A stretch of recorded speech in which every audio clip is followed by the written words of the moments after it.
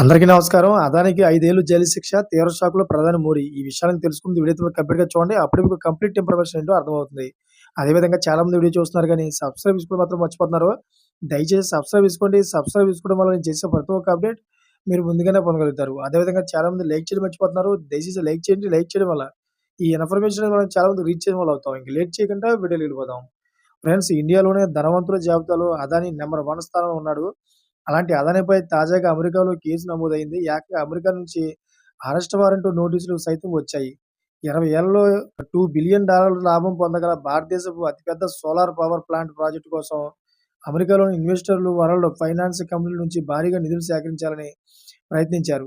ఇందులో భాగంగానే ఆ కాంట్రాక్టు దక్కించుకునేందుకు భారత ప్రభుత్వం అధికారులకు దాదాపు 2,100 కోట్ల లంచాలు చెల్లించినట్లు అమెరికాలో ఆరోపణలు వెల్లువెత్తాయి. దీంతో ఫారిన్ కరప్ట్ ప్రాక్టీసెస్ యాక్ట్ కింద అమెరికా ఇన్వెస్టర్లను అదానీ మోసం చేసినట్లు అభియోగాలు వచ్చాయి. అయితే కాగా ఈ ప్రాజెక్టులో భాగంగా అమెరికన్ సోలార్ ప్రొడక్షన్ కంపెనీలతో టైఅప్ అయ్యి ఇండియాలో 20 ఏళ్ల వరకు సౌరశక్తి ఉత్పత్తి చేయాల్సి ఉంటుంది.